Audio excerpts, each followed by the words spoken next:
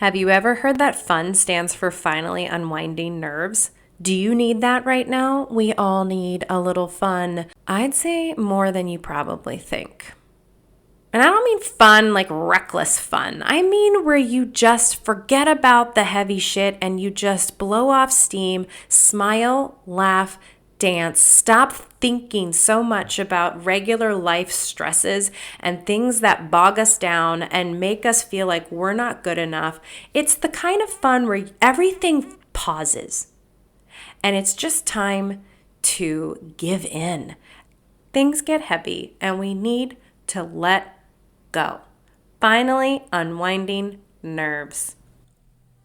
Welcome to Needy and Normal. I'm your host, Ashley Levering, mom, wife, and life coach.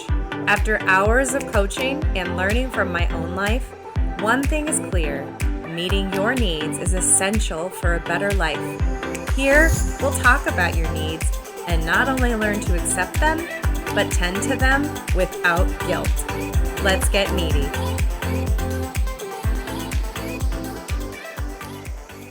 So here's what we're going to do. I'm going to give you a little homework at the end of this. It's supposed to be fun. So it's going to go like this. We're going to talk about some science behind fun. Let's get geeky about it. It really helps our brains connect to something that feels like a luxury, right? When we realize there's science behind it and there's things that say, this is okay, right? Let's call it our permission. So we're going to talk about the science. We're going to talk about how to schedule fun into our lives and also talk about how sometimes it needs to be purely spontaneous.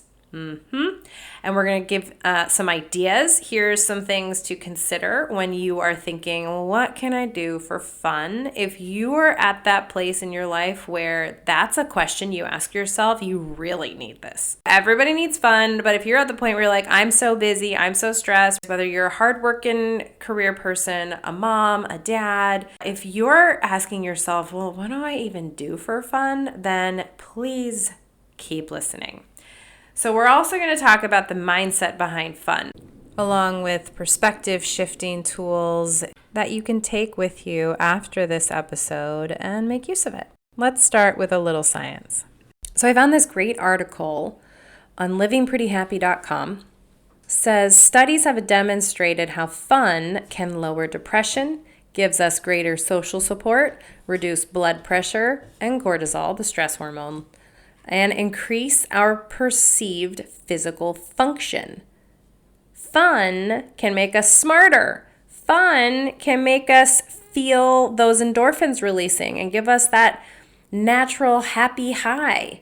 Fun is good for us. People who have fun live longer. Now, don't quote me on that, but I have read that. There's another article I loved called 8 Health Benefits of Having Fun. It's from Heal That Pain, HEEL, healthatpain.com. It mentions that when you're having fun, you'll enjoy a clearer mind and a better memory. We all know the feeling of running on autopilot or becoming forgetful when a particular stressful situation is troubling us. That's the end of that part of that article.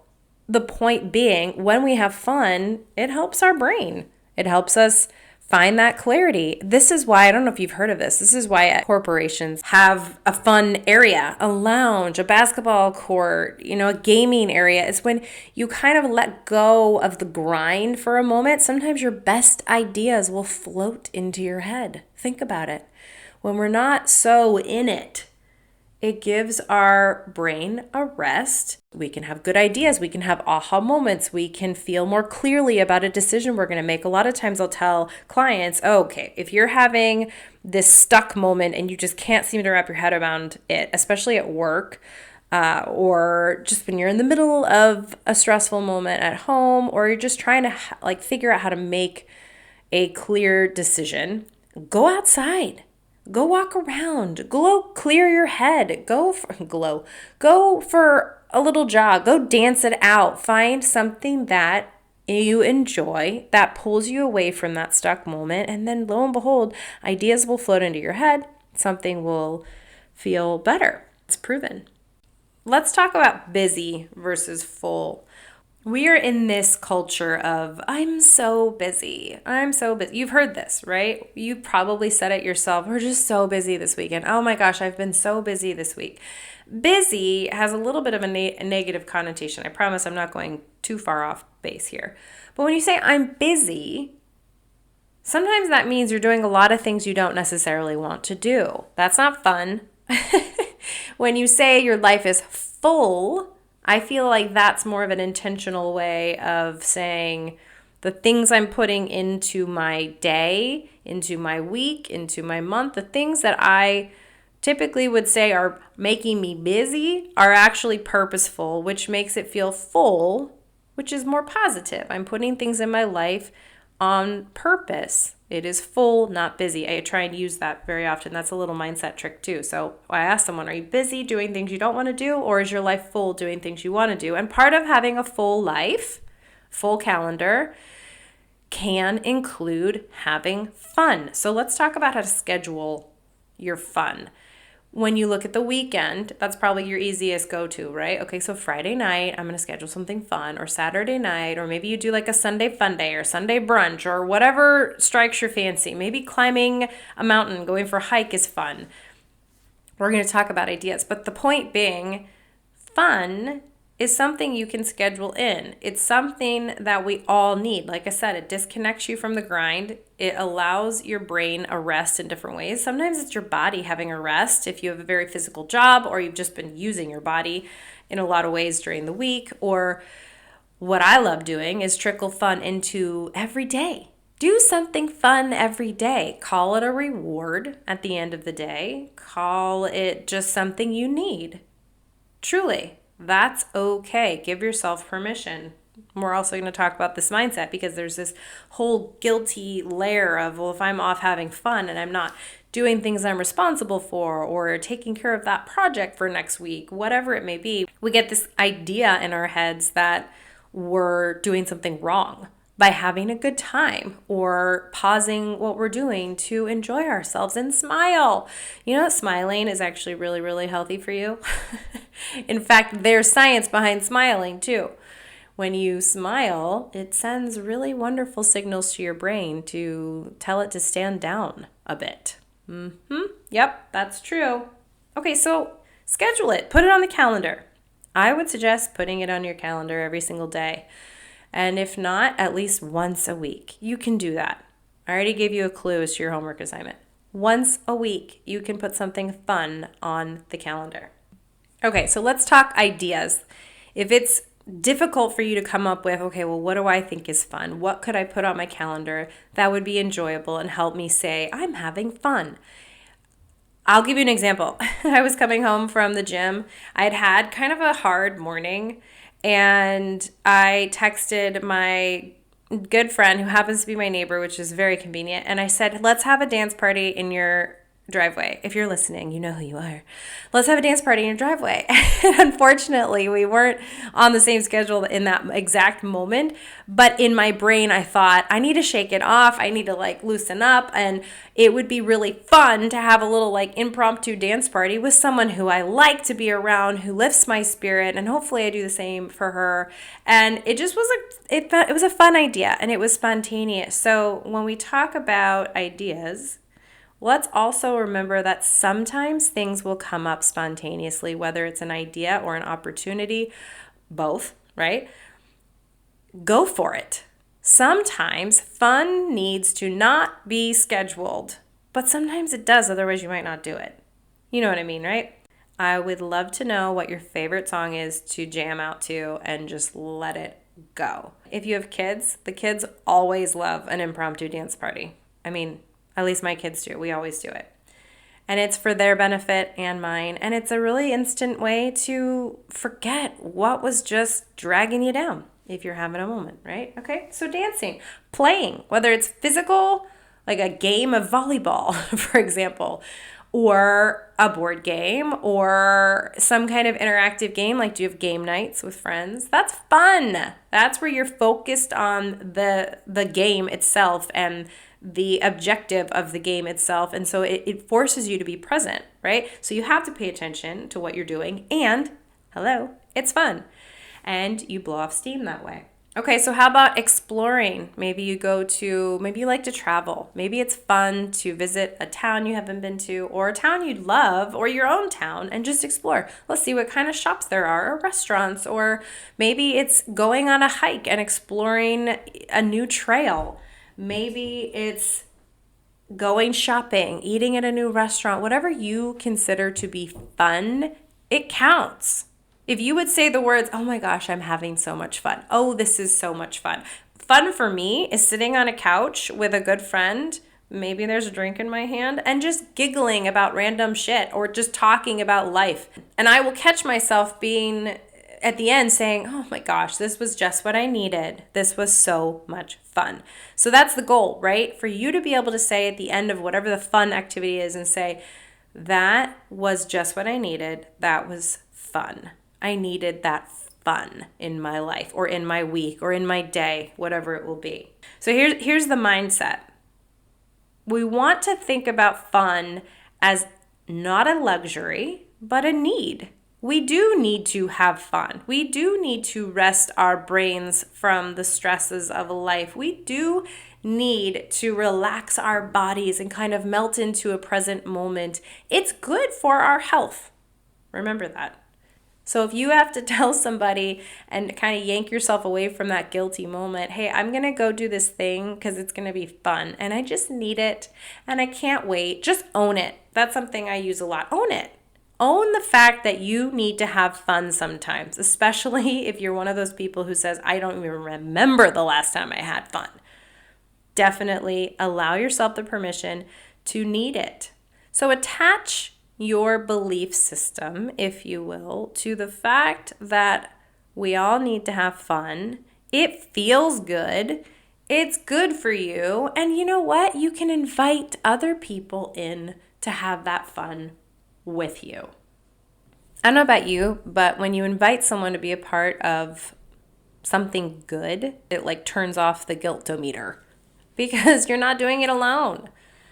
And then you've got a partner in the fun, right? So if I had my dance party and I'm not done, it's going to happen at some point. But if I had my dance party in the driveway with my friend, I wouldn't feel bad about being delayed and getting that load of laundry in because it would have felt so good. And we would have both not had the guilty feelings. A 3-minute song to shake our asses and, and shake our worries away. It can be a partner activity and we can support each other in saying, hey, that was really fun. I needed that. Me too. See what I'm saying? You might also consider a good time and being able to say, oh, this is so fun, about having a party, going to a party, going on a yacht, I don't know, doing a city tour, having a rooftop beverage. There are all kinds of ways to define what is fun for you, but here's something that I don't want you to do. Don't wait. Don't wait to perk up your brain into a happy place by having a good time. And by waiting, I mean, don't say, well, when it's summer, I'll have more fun. When it's the weekend, I'll have more fun. When it's the end of the day, fine, I'll give you that one. But don't wait. You got to fold fun into your world now because that's permission you get to give to yourself.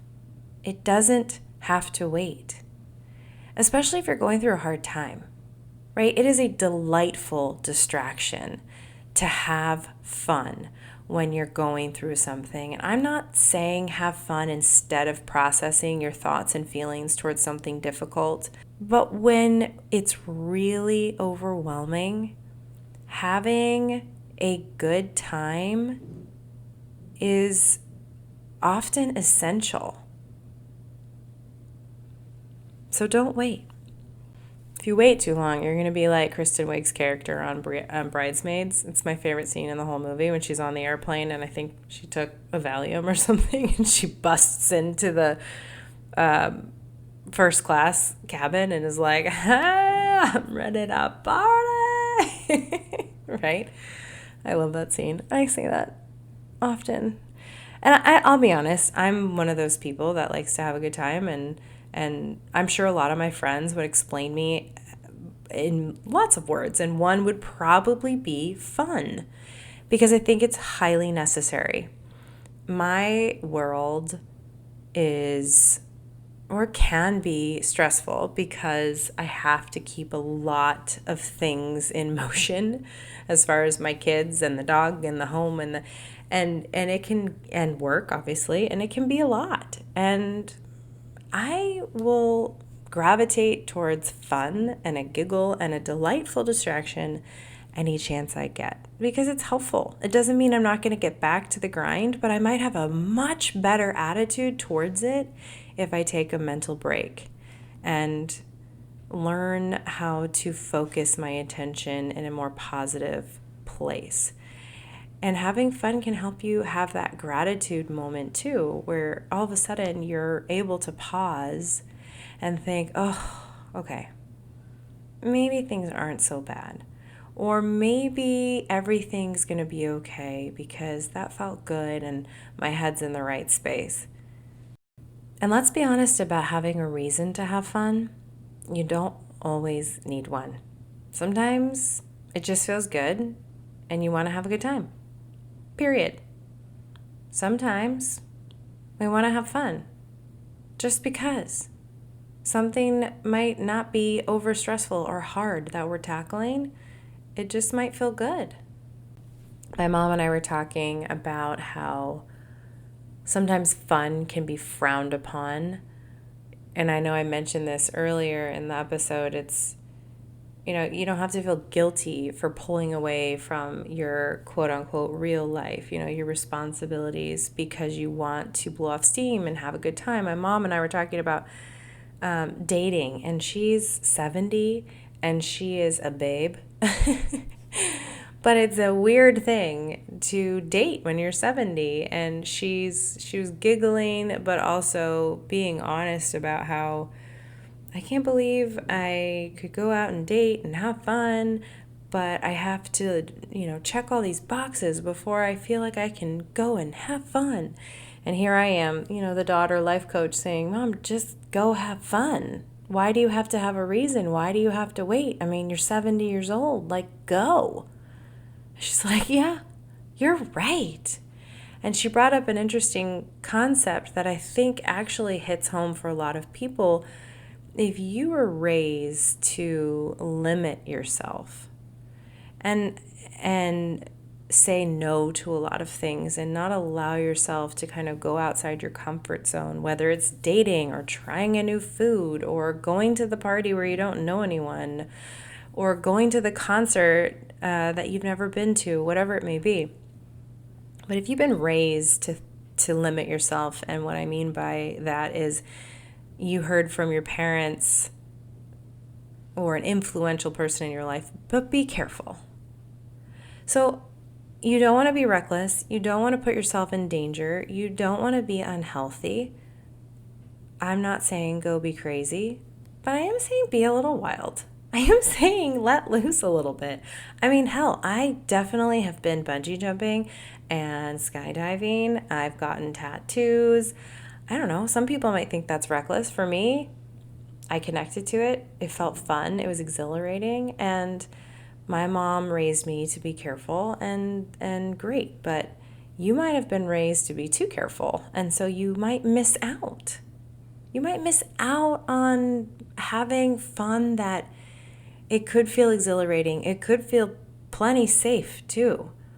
So when I was having this conversation with my mom, it made so much sense when people get to a point where they say, oh gosh, I don't even know the last time I just had fun. Maybe it's because you've been conditioned to be so careful that you limit yourself.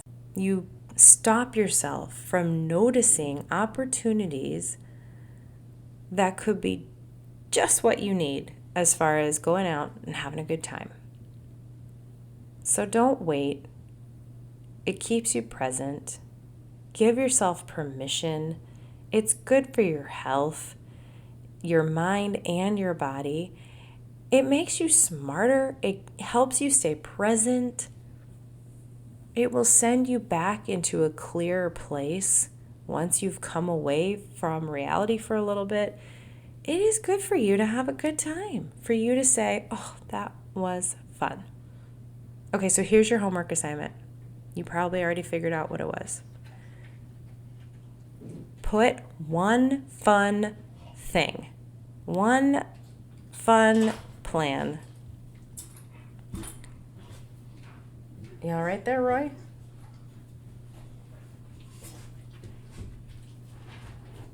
I don't know if you can hear that. This dog is wiggling all over the floor. He's finding his new nap spot. Anyways, one fun thing in your week. And eventually, hopefully, you can put one fun thing in every single day. And then give yourself permission to enjoy it, to need it, and to spread it. Spread the love. Spread the encouragement to people in your life, especially your loved ones and your friends. Say, hey, do you need to have some fun? Let's go have some fun. Everybody needs that friend. Everybody needs to have fun. I'm also a little curious how many times I said the word fun in this episode. Could be fun to count. Okay, I'm done, I swear. I'll leave you here. Your needs matter because you matter. Thanks for listening. Go have fun. I mean it. Thank you for listening to the Needy and Normal podcast. If you liked this episode, perhaps it gave you an aha moment, please share it. I will also be so grateful if you leave me a review and click that subscribe button so you won't miss an episode.